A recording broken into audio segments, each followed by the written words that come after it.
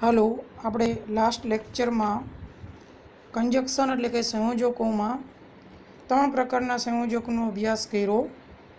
એક એન્ડ એટલે અને, બીજું બટ યટ સ્ટીલ તેમ છતાં પણ કે પરંતુ, એની સાથે સાથે આપણે ધો, અલ્ધો, ઇવન ઇફ, હાવેવર, એસ એનો પણ પ્રેક્ટિસ કરી.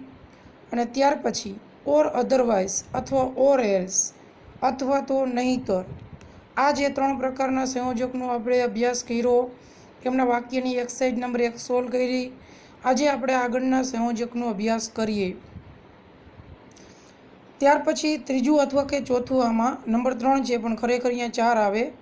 ધેરફોર અથવા સો, તેથી અથવા માટે, જેનું ગુજરાતી થાય તેથી અથવા માટે. હવે સો અથવા ધેરફોર ક્યારે વપરાય? તો કે જો કોઈ પ્રથમ વાક્યનું અથવા પ્રથમ ક્રિયાનું પરિણામ બીજું વાક્ય દર્શાવતું હોય અથવા બીજી ક્રિયા દર્શાવતી હોય તો તેવા બે પરિણામ દર્શાવતા વાક્યોને જોડવા માટે સો અથવા ધેરફોર વપરાય છે. ફરીથી સો અથવા ધેરફોર ક્યારે વપરાય? તો કે જો કોઈ પ્રથમ વાક્યનું પરિણામ બીજું વાક્ય દર્શાવતું હોય તો તેવા બે વાક્યોને જોડવા સો અથવા ધેરફોર આવે. સો અથવા ધેરફોર સામાન્ય રીતે વાક્યની વચ્ચે જ મૂકવામાં આવે કારણ કે બે વાક્યોને જોડવા માટે વપરાય છે. સો ધેરફોરવાળા વાક્યને આપણે શોવિંગ રિઝલ્ટ એટલે પરિણામ દર્શાવતું વાક્ય કહી શકાય. અહીંયા એક્ઝામ્પલ છે કે રાહુલ વોઝ ઇલ, રાહુલ બીમાર હતો. He was not present in the class, તે વર્ગમાં હાજર ન હતો. રાહુલ બીમાર હતો, આ મુખ્ય વાક્ય છે. He was not present in the class, તે વર્ગમાં હાજર ન હતો. તો શું કામ વર્ગમાં હાજર નહોતો? તો કે બીમાર હતો તેથી તે વર્ગમાં હાજર હતો નહીં. બીમાર હતો તેથી તે વર્ગમાં હાજર હતો નહીં. તો આપણે આ વાક્યને તેથીથી જોડી શકીએ એટલે આમાં સો અથવા ધેરફોર આવે. Rahul was ill, so therefore he was not present in the class. Gujarati એવું થાય કે રાહુલ બીમાર હતો તેથી તે વર્ગમાં હાજર ન હતો. બીજું, Gopal is very poor, Gopal ખૂબ જ ગરીબ છે. He has to leave his study, તેને તેનો અભ્યાસ છોડવો પડે છે. તો ગોપાલ ગરીબ હોવાથી એટલે ગરીબ છે તેથી તેને અભ્યાસ છોડવો પડે છે, પરિણામ દર્શાવે છે. એટલે આપણે કહી શકીએ કે Gopal is very poor so he has to leave his study. હવે જે આપણે જોયા સો અને ધેરફોર, એ જ વાક્યમાં આપણે બીકોઝ પણ વાપરી શકીએ. બીકોઝનું ગુજરાતી થાય કારણ કે. સો અને ધેરફોરવાળા વાક્યમાં પ્રથમ વાક્ય રહ્યું બરાબર, એમની પછી એટલે કે સો ધેરફોર પછીનું જે વાક્ય હોય એ પરિણામ આપતું હોય. શું હોય? પરિણામ. બીમાર હતો તેથી શાળાએ જઈ ન શક્યો, બીમાર હોવાનું પરિણામ એ આવ્યું કે શાળામાં ગેરહાજરી. ગરીબ હોવાનું પરિણામ એ આવ્યું કે એને અભ્યાસ છોડવો પડ્યો. હવે આ જ વાક્યમાં તમારે બીકોઝ મૂકવું હોય તો પ્રથમ વાક્ય છે એ કારણ દર્શાવતું બની જાય, વાક્યનો ક્રમ બદલી જાય.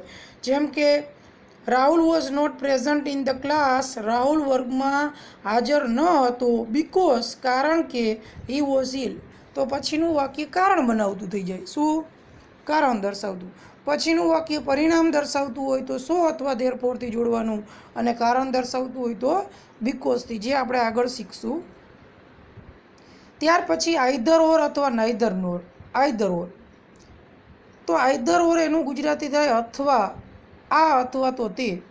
આઈધર ઓરનું ગુજરાતી શું થાય? આ અથવા તે, કાં તો આ અથવા તો તે. એને અલ્ટરનેટિવ ચોઈસ કહેવાય. અલ્ટરનેટિવ ચોઈસ એટલે વૈકલ્પિક પસંદગી, બેમાંથી કોઈ એકની પસંદગી કરવા. હવે એનો ઉપયોગ આપણે જોઈએ. આઈધર ઓર ક્યારે વપરાય?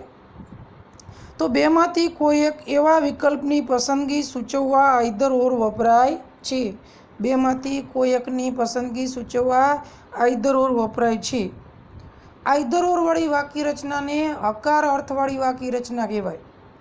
આઈધર ઓરવાળી વાક્ય રચનાને કેવી વાક્ય રચના કહેવાય? હકાર અર્થવાળી વાક્ય રચના. બીજું, આઈધર ઓર એ શરૂઆતમાં આવી શકે અને વાક્યની વચ્ચે પણ આવી શકે. બીજો એક ખાસ અગત્યનો મુદ્દો, જો આઇધર ઓર વાક્યની શરૂઆતમાં મૂકવામાં આવે તો બીજા કર્તાને ધ્યાનમાં લઈને ક્રિયાપદ મૂકવામાં આવે છે. અહીંયા જો આપણી પાસે એક્ઝામ્પલ છે, Vikas will go by train. Vikas train દ્વારા જશે. He will go by bus. તે બસ દ્વારા જશે. તો અહીંયા બેમાંથી એકની પસંદગી થાય છે એટલે આઇધર ઓર આવશે. Vikas will go by train or by bus. Vikas કાં તો બસ દ્વારા અથવા તો ટ્રેન દ્વારા જશે. Second, Rakesh reads English, he watches TV. Rakesh Angreji વાંચે છે, હી વોચિસ ટીવી, તે ટીવી જોવે છે. તો Rakesh either reads English or watches TV. Rakesh કાં તો અંગ્રેજી વાંચે છે અથવા તો ટીવી જોવે છે. Third example, he is A doctor, you are A doctor. તે ડૉક્ટર છે, તમે ડૉક્ટર છો. કાં તો તે ડૉક્ટર છે અથવા તો તમે ડૉક્ટર છો. તો અહીંયા આપણે કહી શકીએ either he or you are A doctor. હવે આપણે સમજવાનો પ્રશ્ન એ છે કે જો આઇધર ઓર શરૂઆતમાં મૂકવામાં આવે તો બીજા કર્તાને ધ્યાનમાં લઈને ક્રિયાપદ આવે. તો either he or you are A doctor, એમાં યુને ધ્યાનમાં લઈને આર મૂકવામાં આવ્યું છે. પણ જો આ જ વાક્યને આ રીતે રજૂ કરવામાં આવે તો એમાં આર આપેલું છે એની જગ્યાએ ઇઝ થઈ જાય. જેમ કે either you or he is A doctor. Either you or he is A doctor. ત્યાર પછી આપણે જોઈએ નાઇધર નોર. બરાબર, નાઇધર નોર એટલે ન આ કે ન તે. નાઇધર નોર ન આ કે ન તે. બેમાંથી એક પણ નહીં, બેમાંથી એકય નહીં. બેમાંથી એક પણ નહીં તેવા બે વિકલ્પ વાક્યને જોડવા માટે નાઇધર નોર વપરાય છે. બેમાંથી એક પણ નહીં તેવા વાક્યને જોડવા માટે નાઇધર નોર વપરાય છે. નાઇધર નોરવાળી વાક્યરચનાને નકાર અર્થવાળી વાક્યરચના કહેવામાં આવે છે. નાઇધર નોરવાળી વાક્યરચનાને કેવી વાક્યરચના કહેવામાં આવે? નકાર અર્થવાળી વાક્યરચના. નાઇધર નોર ક્યારે વપરાય? તો બે વિકલ્પમાંથી એક પણની પસંદગી ન કરવાની હોય ત્યારે નાઇધર નોર વપરાય. ખાસ અગત્યનો નિયમ, અહીંયા દરેક વિદ્યાર્થીઓની ભૂલ થાય છે. નાઇધર નોર વાપરતી વખતે નોટ આપેલું હોય તો નીકળી જાય. શું? નાઇધર નોર વાપરતી વખતે નોટ આપેલું હોય તો નીકળી જાય. જો વાક્યમાં ડઝ નોટ કે ડીડ નોટ આપેલું હોય, બરાબર, અને નાઇધર નોર વાપરવામાં આવે તો ડઝ નોટ દૂર કરી ક્રિયાપદનું એસ કે યસ વાળું રૂપ થઈ જાય અને ડીડ નોટ દૂર કરી ક્રિયાપદનું ભૂતકાળનું રૂપ થઈ જાય. ફરીથી, જો વાક્યમાં ડઝ નોટ આપેલું હોય તો તેવા બે ડઝ નોટવાળા નાઇધર નોરવાળા વાક્યને જોડતી વખતે ડઝ નોટ નીકળી જાય છે અને ક્રિયાપદનું એસ કે યસ પ્રત્યયવાળું રૂપ આવી જાય. જો ક્રિયાપદના અંતે S, double S, S H, C H, O કે એક્સ હોય તો એસવાળું રૂપ થઈ જાય, નહીંતર એસવાળું રૂપ. એવી જ રીતે જો વાક્યમાં ડીડ નોટ આપેલું હોય અને નાઇધર નોરથી જોડવામાં આવે તો ડીડ નોટ નીકળી જાય અને ક્રિયાપદનું ભૂતકાળનું રૂપ થઈ જાય. નાઇધર નોર પણ વાક્યની શરૂઆતમાં આવી શકે અને બે વાક્યની વચ્ચે, એટલે બે નામ, બે કર્મને જોડવા માટે પણ આવી શકે. જો નાઇધર નોર પણ વાક્યની શરૂઆતમાં મૂકવામાં આવે તો બીજા કર્તાને ધ્યાનમાં લઈ ક્રિયાપદ મૂકવામાં આવે છે. જેમ આઇધર ઓરમાં આપણે મૂક્યું હતું એવી જ રીતે. તો જો આપણે એમના એક્ઝામ્પલ ઉદાહરણ જોઈએ. અહીંયા આપણે ઉદાહરણ આપેલું છે કે he does not write English, he does not write Hindi. તે અંગ્રેજી લખતો નથી, તે હિન્દી લખતો નથી. હવે આ વાક્યમાં બેમાંથી એકય કાર્ય કરતો નથી એટલે એ વાક્ય નકાર અર્થવાળું છે. નકાર અર્થવાળું વાક્ય છે, બરાબર, એટલા માટે એમાં નાઇધર નોર વપરાશે. પણ આપણે ધ્યાન એ રાખવાનું છે કે આમાં ડઝ નોટ નીકળી જશે અને રાઇટ છે એને એસ પ્રત્યે લાગી જશે, એટલે જવાબ આ રીતે બનશે, હી રાઇટ્સ નાઇધર ઇંગ્લિશ નોર હિન્દી. હી રાઇટ્સ નાઇધર ઇંગ્લિશ નોર હિન્દી. પછી કદાચ આમ લખાઈ ગયું હોય તો ચાલે ખરું, હી રાઇટ્સ નાઇધર હિન્દી નોર ઇંગ્લિશ. એમાં કોઈ ફેર પડતો નથી. પણ હા, ડઝ નોટ દૂર કરી ક્રિયાપદનું એસવાળું રૂપ લખવામાં આવે. ત્યાર પછી સેકન્ડ એક્ઝામ્પલ છે, Rakesh does not help his father. Rakesh તેના પિતાને મદદ કરતો નથી. Rajesh does not help his father. Rajesh પણ તેના પિતાને મદદ કરતો નથી. અહીંયા બે કર્તામાંથી એક પણ મદદ કરતા નથી. અહીંયા આપેલા બે નામમાંથી એક પણ નામ મદદ કરતા નથી એવું દર્શાવવામાં આવે છે, એટલે નાઈધર નોર વપરાશે. પણ અહીંયા શરૂઆતમાં કર્તાની વાત છે એટલા માટે નાઈધર નોર શરૂઆતમાં આવશે, એટલે જવાબ આ રીતે બનશે. Neither Rakesh nor Rajesh helps his father. Neither Rakesh nor Rajesh helps his father. તો એમાં હેલ્પ છે એને એસ પ્રત્યે લાગી જશે, હેલ્પ્સ ડઝ નોટ નીકળી જશે. સેકન્ડ હજી એકાદું વધારે એક્ઝામ્પલ જોઈએ.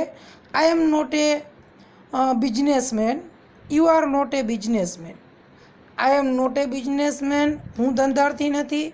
You are not a businessman, તમે ધંધાર્થી નથી. તો આ વાક્યને જોડવું હોય તો neither I nor you are business man. Neither I nor you are a business man. પણ જો એને આમ લખવામાં આવે તો એમાં એમ થઈ જાય કે neither you nor I am a business man. ટૂંકમાં નાઈધર નોર વાપરતી વખતે નોટ નીકળી જાય. ડઝ નોટ હોય તો ક્રિયાપદનું એસ કે યસ વાળું રૂપ, અને ડીડ નોટ હોય તો ભૂતકાળનું રૂપ. અહીંયા ધ્યાન રાખશું, નાઈધર નોરવાળા વાક્યમાં સામાન્ય રીતે નોટ વપરાતું નથી.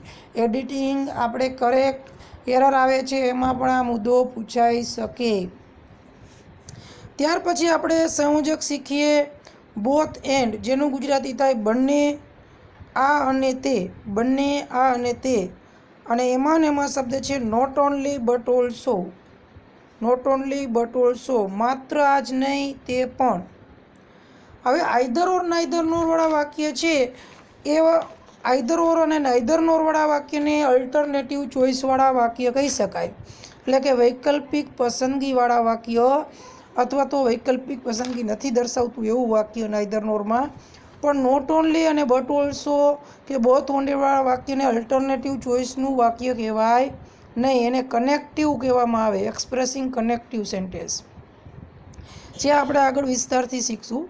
હવે નોટ ઓનલી બટ ઓલ્સો એટલે માત્ર આ જ નહીં તે પણ, અને બોથ એન્ડ એટલે આ અને તે બંને. આ બે સંયોજકો ક્યારે વપરાય? તો આ બંને સહસંયોજકો માહિતીને ઉમેરવા અથવા તો જોડવા માટે વપરાય છે. ટૂંકમાં બંને બાબતની પસંદગી કરવાની થતી હોય તો નોટ ઓનલી બટ ઓલ્સો અથવા બોથ અથવા એન્ડ વપરાય. ખાસ આપણે યાદ રાખશું કે both and not only but also ક્યારે વપરાય? તો બે વિકલ્પમાંથી, બે નામમાંથી બંનેની પસંદગી કરવી હોય તો નોટ ઓનલી બટ ઓલ્સો અથવા બોથ એન્ડ વપરાય. ફરી એક વખત, બેમાંથી એકની પસંદગી કરવી હોય તો શું વપરાય? આઈધર ઓર. બેમાંથી એકની પસંદગી ન કરવી હોય તો નાઈધર નોર.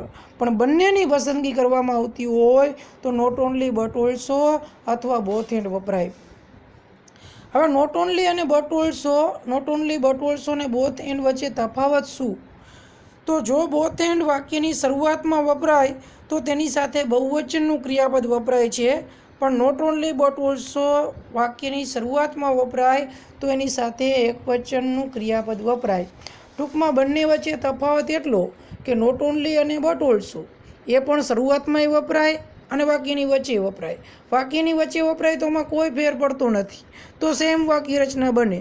પણ જો નોટ ઓનલી બટ ઓલ્સો શરૂઆતમાં વપરાય તો એની સાથે એકવચનનું ક્રિયાપદ મૂકવામાં આવે, અને બોથ એન્ડ શરૂઆતમાં વપરાય તો એની સાથે બહુવચનનું ક્રિયાપદ મૂકવામાં આવે. જો એક એક્ઝામ્પલ બોલું છું.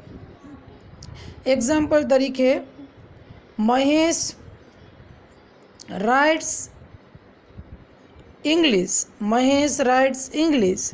હી રાઇટ્સ હિન્દી. મહેશ અંગ્રેજી લખે છે, તે હિન્દી લખે છે. તો આપણે આને આ રીતે જોડી શકાય. Mahesh writes not only English but also Hindi, અથવા Mahesh writes both English and Hindi. પણ આમ આપેલું હોય એક્ઝામ્પલ તરીકે કે Vipul is playing hockey. Vipul is playing hockey. Vijay is playing hockey. Vipul is playing hockey. Vijay is playing hockey. તો હવે આ વાક્યને but also not only but ઓલ્સોથી જોડવું હોય તો આ રીતે થાય, not only Vipul but also Vijay is playing hockey. Both એન્ડથી જોડવું હોય તો આ રીતે થાય, both Vipul and Vijay are playing cricket. Are playing cricket. ટૂંકમાં તફાવત એટલો કે જો બોથ એન્ડ વાક્યની શરૂઆતમાં વાપરવામાં આવે તો તેની સાથે બહુવચનનું ક્રિયાપદ મૂકવામાં આવે છે, જ્યારે નોટ ઓનલી બટ ઓલ્સો સાથે એકવચનનું ક્રિયાપદ મૂકવામાં આવે. તો આ જે સંયોજકો છે એનો આપણે વ્યવસ્થિત અભ્યાસ કરી એકવાર ફેર નોટબુક એટલે કે પાકી નોટબુકમાં હોમવર્ક તરીકે દરેક વિદ્યાર્થીઓએ લખવાના રહેશે.